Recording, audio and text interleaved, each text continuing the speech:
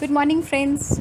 I know आप सब मुझसे नाराज़ हैं क्योंकि लेक्स साइमा में बहुत समय से कोई भी वीडियो नहीं आया है। बट फ्रेंड्स, लाइफ बहुत ही अच्छे बुरे एक्सपीरियंसेस का एक कठिन सा अनुभव है जिसे हमें हमेशा हर कदम पर एंजॉय करना चाहिए और उसके लिए सदैव तैयार रहना चाहिए।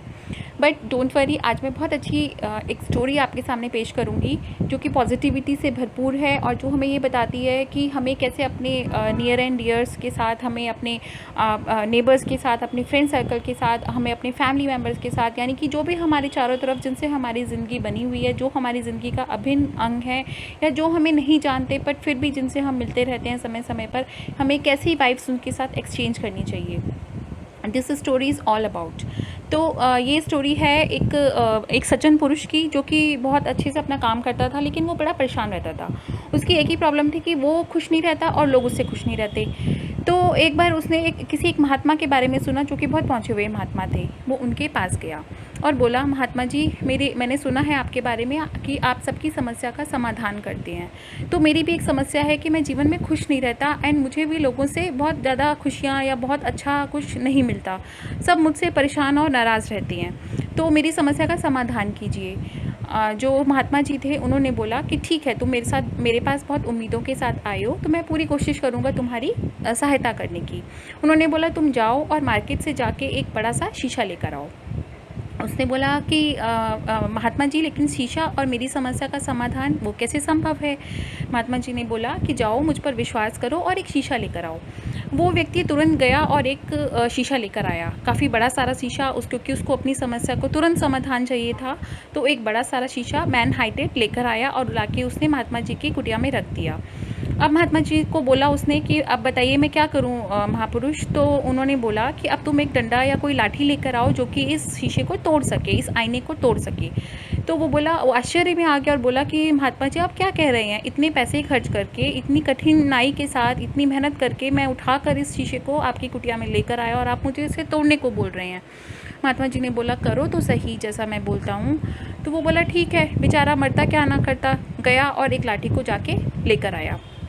अब वो जब लेकर आया तो महात्मा जी ने बोला कि तुम इसके प्रहार से, इस डंडे के प्रहार से आईने को तोड़ दो, शीशे को तोड़ दो। उसने उस प्रहार किया और एक और दो बार के बाद वो शीशा बिल्कुल टुकड़े टुकड़े होकर फर्श पर बिखर गया। अब महात्मा जी ने बोला, वो बेचारा चुपचाप साइड में खड़ा हो गया। अब वो महात्मा जी ने बोला कि तुम जोर जोर से हंसो। वो बोला कि महात्मा जी, आप क्या कह रहे हैं? मेरी तो कुछ समझ में नहीं आ रहा। महात्मा जी ने बोला, करो तो सही। और वो बहुत ज़ोर ज़ोर से हंसने लगा। बेचारा रोता भी बीच बीच में, हंसता भी, लेकिन वो हंसने लगा। लेकिन धीरे धीरे जब वो आर्टिफिशियल हंसी हंस रहा था तो वो आर्टिफिशियल हंसी, फेक स्माइल जो थी उसकी, वो एक्चुअल हंसी में बदल गई। और वो उसने देखा कि उसके चारों तरफ के जो शीशे हैं वो सब भी हंस रहे हैं। अब महात्मा जी ने बोला कि शांत हो जाओ, अभी तुम रो ज़ोर ज़ोर से। तो वो बोला कि महात्मा जी, कभी आप हंसने को बोलते हैं, कभी आप रोने को बोलते हैं, ये क्या समाधान है? ये क्या तरीका है मेरी समस्या का निजात पाने का? महात्मा जी ने बोला कि जब तुम विश्वास के साथ आए हो तो विश्वास को करो और जैसा मैं कह रहा हूँ वैसा ही करो। मैं तुम्हें कुछ समझाना चाहता हूँ। तो वो ज़ोर ज़ोर से रोने लगा। अब बेचारे को रोना आ रहा था, तो लेकिन वो बहुत ज़्यादा रोना चाहता था, लेकिन फिर भी वो जैसे भी है रोता रहा और उसने देखा कि चारों शीशे भी सब तरफ रो रहे हैं। फिर महात्मा जी ने बोला, अच्छा शांत हो जाओ, मैं जानता हूँ तुम्हें मेरे लिए बहुत ज़्यादा गुस्सा आया है, तुम मुझसे मेरे ऊपर बहुत ज़्यादा क्रोधित हो, तो अब तुम वो सारा क्रोध मेरे ऊपर जो है उसको निकालो और ऐसा सोचो कि मैं तुम्हारे सामने हूँ। जो भी तुम जैसे भी अपने भावों को व्यक्त करके जो भी तुम क्रोध करना चाहते हो वो क्रोध करो। वो जोर जोर से अब क्रोध करने लगा, उसकी अपनी आँखों से, अपने नाकों को फुलाकर, अपने होठों को हिलाकर वो क्रोध करने लगा और उसने देखा कि शीशे के सब टुकड़े भी वही क्रोध को व्यक्त कर रहे हैं। महात्मा जी ने बोला, अब शांत हो जाओ, ठहर जाओ, अब मैं तुम्हें समझाता हूँ। वह आदमी हाथ जोड़कर खड़ा हो गया।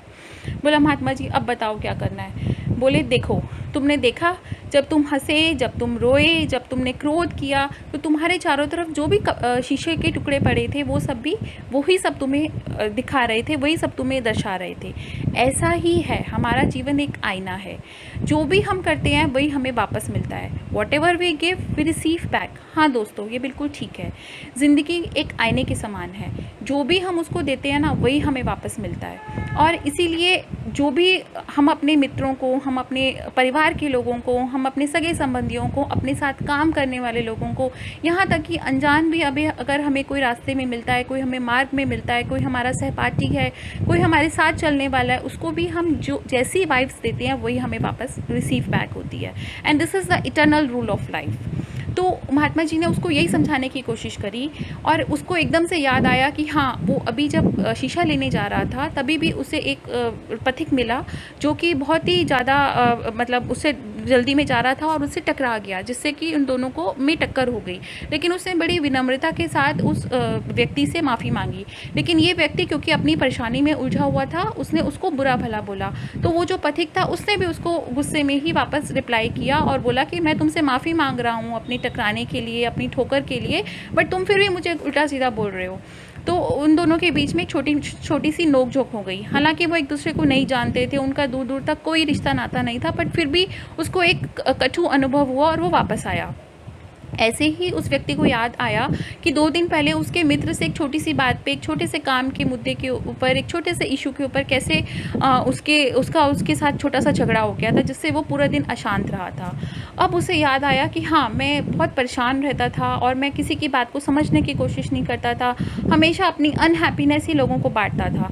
देखिए फ्रेंड्स, जो हम सैडनेस दूसरों को देते हैं वही हमें सैडनेस रिसीव होती है।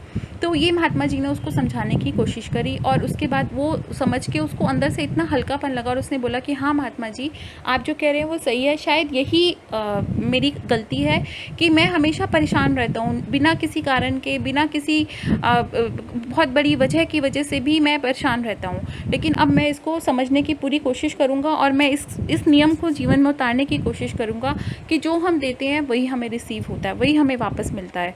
और महात्मा जी ने बोला कि एक बात मैं और तुम्हें बताना चाहता हूँ कि अपने जीवन में एक माता पिता या कोई दोस्त या अपने गुरु या अपने कोई भगवान या अपना कोई भी मित्र, अपना आपका जीवन साथी, आपके बच्चे, कोई भी एक ऐसा एंटिटी, कोई भी एक ऐसा व्यक्ति, या अगर आपके गुरु या आपके भगवान जिन पे आपको अटूट विश्वास है, बेशक वो आपके सामने साक्षात नहीं आ सकते, लेकिन फिर भी उनकी मूर्ति अपने जीवन के बहुत क्लोज रखो, बहुत उससे अपना लगाव रखो, जो कि बहुत जो नेगेटिविटी का टाइम आएगा, जब आप बहुत लो फील करेंगे तो वो आपको बहुत हेल्प करेगा उससे बाहर निकलने में।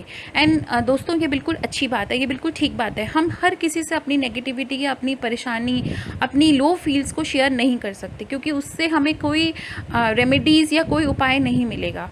इट इज़ ऑलवेज़ बेटर कि हम एक जने के साथ बहुत क्लोज हों, चाहे वो आपके गुरु हैं, चाहे वो आपके भगवान हैं, चाहे वो आपके माता पिता हैं, कोई भी आपके जीवन साथी हैं, आपके पति या पत्नी या आपके मित्र हैं, कोई भी वो हो सकता है, कोई जना भी हो सकता है। आप एक जने के साथ अपने सारे नेगेटिव्स को, अपनी सारी लो फीलिंग्स को शेयर कीजिए और आप देखिए कि उसके बाद आप कितना हल्का फील करेंगे।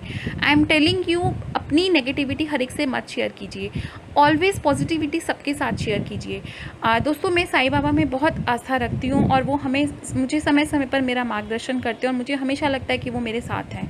उनके मैंने कुछ एक बातें सुनी थी, उसमें एक बहुत अच्छी बात थी कि जो कर्म चक्र है वो तो निश्चित रूप से सबको भोगना ही पड़ेगा।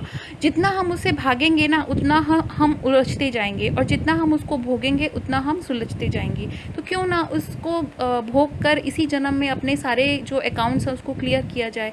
फ्रेंड्स, ये मैंने एक जगह पे पढ़ा था कि क्लियर ऑल योर अकाउंट्स। हमारा इस जीवन में हर एक से मिलना, हर एक से अच्छा बुरा जो भी अनुभव है, उसके पीछे कोई ना कोई, पता नहीं कौन से जन्म का हमारा संबंध होता है। क्यों ना अपनी सारी एंट्रीज़ को, अपने सारे अकाउंट्स को क्लियर करते चलें। इस छोटे से मैसेज के साथ, लेकिन बहुत ही यूज़फुल मैसेज के साथ मैं आपको बाय कहती हूँ। Be positive, stay healthy and very positive. Positivity miracle कर सकती है। Yes, it is contagious. जितनी पॉजिटिविटी के साथ हम दूसरों के साथ, जितनी वार्म हार्टेडनेस के साथ हम दूसरों से मिलेंगे, एक गर्म जोशी से मिलेंगे, पॉजिटिविटी के साथ मिलेंगे, उतना ही हमारा स्वागत होगा, उतना ही हमारा इंतज़ार होगा। So let's be positive, let's have a wonderful life, thanks to the God for this wonderful life. इसी मैसेज के साथ I will come to you with assurance कि मैं बहुत और अच्छे मैसेजेस आपको ऐसे ही लाइक प्रेजेंट कर